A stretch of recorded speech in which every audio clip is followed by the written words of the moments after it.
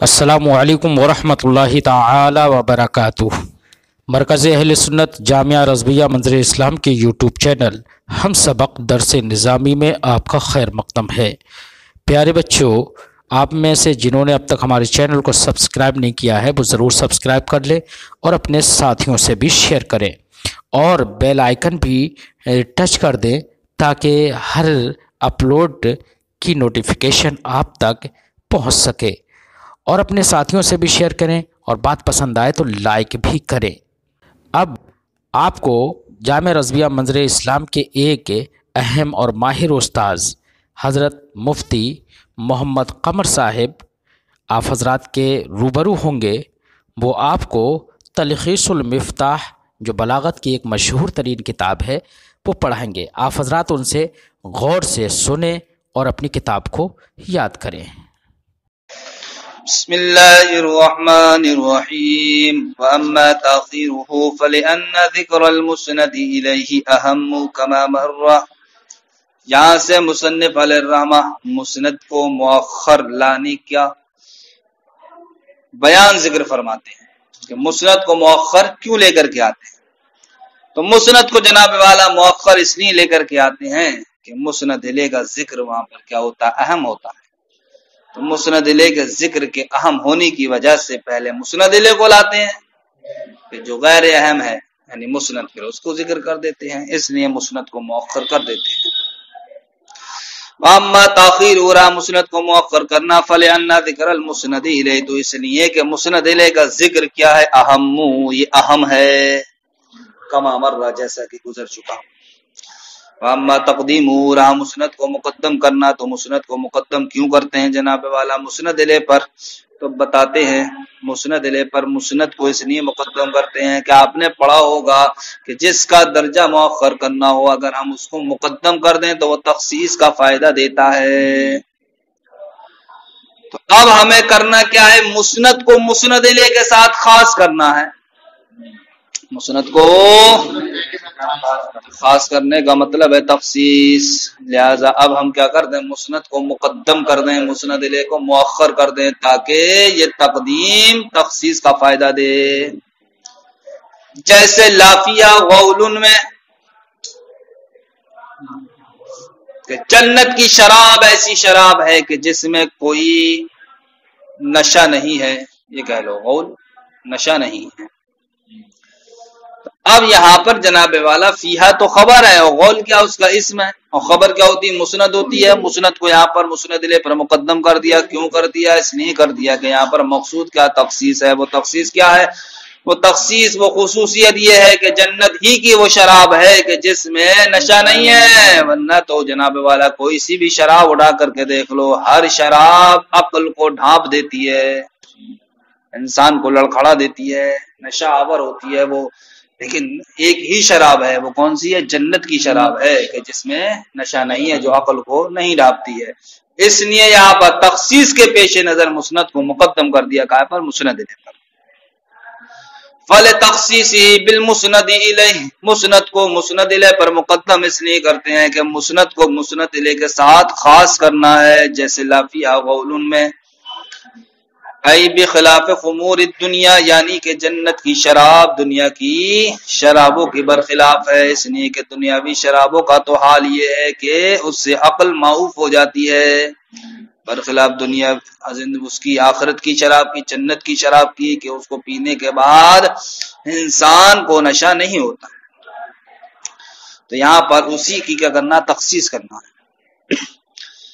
وَلِهَذَا لم يقدم الظرف، یہی وجہ ہے کہ مسند کو مقدم کرنا مسند علیہ پر یہ تخصیص کا فائدہ دیتا ہے۔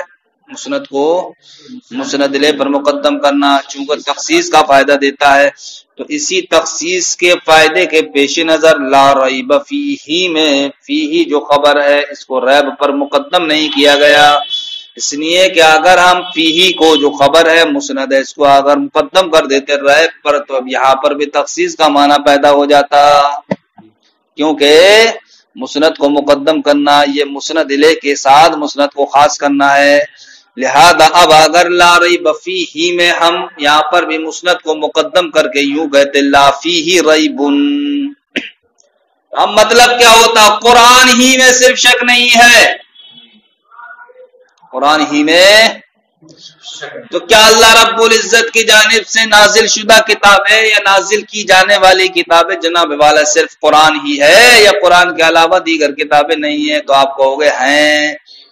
اب ہم یہ کہیں گے کہ اگر ہم لا فیہ ریبن کہہ دیں یہاں پر مسند کو مقدم کر دیں تو ہم مطلب یہ ہوگا کہ قرآن ہی میں صرف شک نہیں ہے لیکن قرآن کے علاوہ جو دیگر اور اللہ کی کتابیں اس میں شک ہے، حالانکہ معاملہ ایسا نہیں ہے۔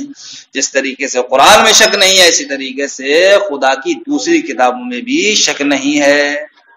تو اب آپ کو کیا کرنا پڑے گا؟ اس سے بچنے کے لیے آپ کیا کریں گے کہ جو مسند ہے اس کو مسند الیہ کے بعد ہی رکھیں گے، تو کہیں گے لا ریب فیہ۔ تو اب یہاں پر فیہ جو مسند ہے اس کو مقدم اسی لیے نہیں کیا گیا ہے کہ اگر ہم اس کو مسند الیہ پر مقدم کر دیں گے تو یہ تخصیص کا فائدہ دے گا، اور تخصیص کے فائدے کے پیش نظر لازم یہ آئے گا کہ قرآن کے علاوہ دیگر اور کتابیں ہیں ان میں شک ہو، حالانکہ معاملہ ایسا نہیں ہے۔ تو اس سے ہم کو پتہ چلا کہ فیہ جو مسند ہے اس کو جو مؤخر رکھا گیا وہ اس لیے کہ مقدم کر دیں گا تو تخصیص کا فائدہ دے گا۔ تو یہ دلیل بن گیا ہماری اس بات پر کہ مسند کو لافیہ غول میں مقدم کرنا یہ کائے کے لیے ہے؟ مسند الیہ کے ساتھ خاص کرنے کے لیے۔ وَلِهَذَا لَمْ يُقَدَّمِ الظَّرْفُ، اسی وجہ سے ظرف کو مقدم نہیں کیا قائم لا ریب فی جیسی مثال میں، لِأَلَّا يُفِيدَ ثُبُوتَ الرَّیب فی سائر کتب اللہ تعالی، تاکہ جناب والا اگر ہم فیہ کو مقدم کر دیتے تو ثبوت ریب کا فائدہ دیتا وہ باقی اللہ رب العزت کی کتابوں میں، حالانکہ معاملہ ایسا نہیں ہے، اس لیے فیہ جو مسند ہے اس کو مؤخر ہی رکھا گیا۔ اب التنبیہ من اول الامر علی انہ خبر لا نعت، یا پھر جناب والا مسند کو مسند الیہ پر اس لیے مقدم کر دیتے ہیں کہ اول امر سے ہی تنبیہ کرنا ہے اس بات پر کہ یہ جناب والا مسند خبر ہے، خبر صفت نہیں ہے، خبر ہے۔ کیسے ہو جائے گی اس پر تنبیہ؟ اس لیے ہو جائے گی کہ جب آپ نے مسند کو مقدم کر دیا اس بات پر تنبیہ کرنے کے لیے کہ یہ مسند جس کو ہم نے مقدم کیا یہ خبر ہے، خبر صفت نہیں ہے۔ کیسے پتہ چلے گا صفت نہیں ہے؟ اس لیے پتہ چل جائے گا کہ صفت کبھی موصوف سے پہلے ہوا ہی نہیں کرتی ہے، صفت کبھی بھی اگر یہ جناب والا صفت ہوتی تو پھر مسند الیہ پر مقدم نہ ہوتی، یہ کیا ہوتی؟ مؤخر ہی ہوتی۔ لہذا یہ مقدم ہے تو یہ طے ہو گیا یہ صفت نہیں ہے، اور ہمیں کرنا بھی یہی ہے کہ اول مرحلہ سے ہی شروع سے ہی ہمیں اس بات پر تنبیہ کرنا ہے کہ جس مسند کو ہم نے مقدم کیا ہے وہ خبر ہے، خبر صفت نہیں ہے۔ اب تنبیہ من اول الامر، یا جناب والا مسند کو مقدم کرتے ہیں اس بات پر تنبیہ کرنے کے لیے اول امر سے ہی، علی انہ اول امر سے ہی اس بات پر تنبیہ کرنے کے لیے کہ وہ مسند خبر ہے، لا نعت صفت نہیں ہے۔ جیسے کہ اس شعر میں دیکھیے لہو ہمم، اس کے لیے کیا ہے؟ ہمتیں ہیں، اس کی ہمتیں ہیں۔ تو یہاں پر دیکھو لہو ہمم، یہ کیا ہے؟ خبر ہے۔ یہ خبر کیا ہوتی ہے؟ مسند، اس کو کیا لیا ہے؟ پہلے لیا ہے۔ لا منتہا لکباریہا، اس کی بڑی ہمتوں، اس کی یا بڑی ہمتوں کی تو کوئی انتہا ہی نہیں ہے، اس کے لیے ایسی ہمتیں ہیں کہ جس کی بڑی ہمت کے لیے کوئی انتہا نہیں۔ لا منتہا لکباریہا، اس بڑی ہمت کے لیے یعنی ان ہمتوں میں سے بڑی ہمت کی تو کوئی انتہا نہیں ہے، یعنی چھوٹی چھوٹی ہمتوں کا یہ عالم ہے تو بڑی بڑی ہمتوں کا عالم کیا ہوگا؟ تو لہو ہمم، اس کے لیے ایسی ہمتیں ہیں لا منتہا لکباریہا، کہ جس کی بڑی ہمتوں کی تو کوئی حد ہی نہیں ہے۔ اب جناب والا یہ کیا بنے گا؟ مل ملا کے یہ خبر بن جائے گا، خبر مسند ہوتی ہے۔ اب یہاں پر جناب والا کیا کیا گیا ہے؟ خبر کو یعنی مسند کو مقدم کر دیا گیا ہے اس بات پر تنبیہ کرنے کے لیے کہ یہ کیا ہے؟ خبر ہے، صفت نہیں ہے۔ اس لیے کہ اگر یہ صفت ہوتی تو جناب والا یہ موصوف پر مقدم نہیں ہوتی ہے۔ آگے آ رہا وہمتہ الصغریٰ اجل من الدہر، اس کی چھوٹی سی ہمت یہ کیا زمانے سے بڑی ہے؟ اس کی چھوٹی سی ہمت کیا ہے؟ زمانے سے بڑی ہے، لہذا اس کی بڑی ہمت کا کیا تقاضا؟ جب چھوٹی سی ہمت زمانے سے بڑی ہے تو بڑی بڑی ہمتوں کا کیا کہنا، وہ کتنی بڑی ہوں۔ اب التفاعل یا جناب والا مسند کو مقدم کر دیتے ہیں نیک شگنی حاصل کرنے کی وجہ سے، نیک شگنی حاصل کرنے کی وجہ سے، جیسے کہ ہم کہیں سعادت الایام،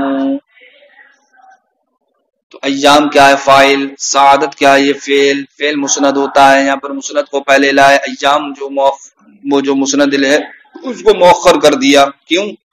نیک شگنی حاصل کرنے کے لیے، اس لیے کہ لفظ سعادہ یہ سعادت پر، نیک بختی پر دلالت کرتا ہے، اس کو سنتے ہی ہمیں نیک شگنی حاصل ہوگی، اس لیے یہاں پر مسند کو مقدم کر دیا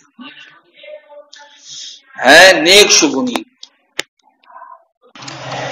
یا پھر جناب والا مسند کو اس لیے مقدم کر دیتے ہیں کہ مسند کو مقدم کر دینا یہ مسند الیہ کے ذکر کی جانب شوق پیدا کر دے گا، مسند الیہ کے ذکر کی جانب شوق پیدا کر دے گا، جیسے کہ ثلاثۃ تشرق الدنیا ببہجتها، تین لوگ ایسے ہیں یا تین چیزیں ایسی ہیں کہ دنیا جس کے نور سے روشن ہو رہی ہے، تین چیزیں ہیں ایسی کہ دنیا ان کے نور سے روشن ہو رہی ہے۔ اب بتاؤ یہ خبر ہے، خبر تین چیزیں ہیں، کیا ہے وہ تین چیزیں؟ شوق پیدا ہوا نہیں ہوا؟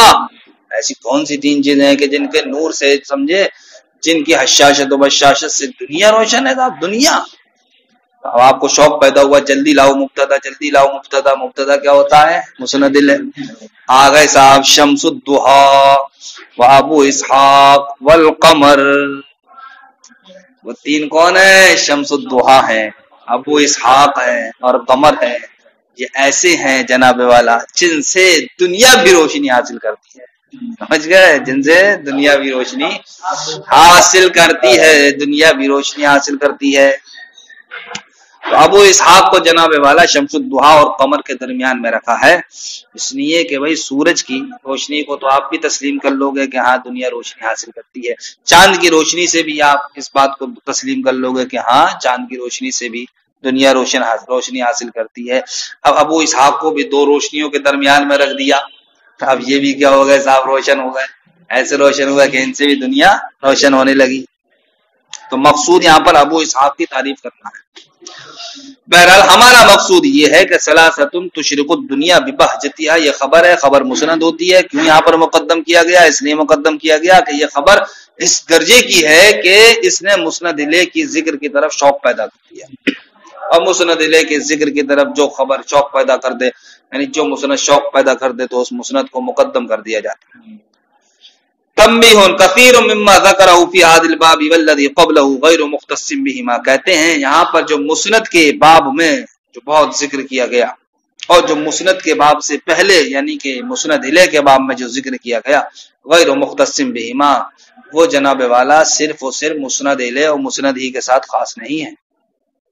جو احوال آپ نے مسند الیہ کے بیان میں پڑھے، جو احوال آپ نے مسند کے بیان میں پڑھے، تو یہ جو احوال ہیں ان بابوں میں جو ذکر کیے گئے ہیں اکثر و بیشتر وہ احوال ہیں جو صرف و صرف مسند الیہ اور مسند ہی کے ساتھ خاص نہیں ہے، بلکہ جس طریقے سے وہ مسند الیہ کے احوال بنتے ہیں یا مسند کے احوال بنتے ہیں، اسی طریقے سے مسند و مسند الیہ کے علاوہ مفعول بھی، حال، تمیز، سمجھے، یعنی کہ اور دیگر متعلقات کے بھی کیا بنتے ہیں؟ وہ احوال بنتے ہیں۔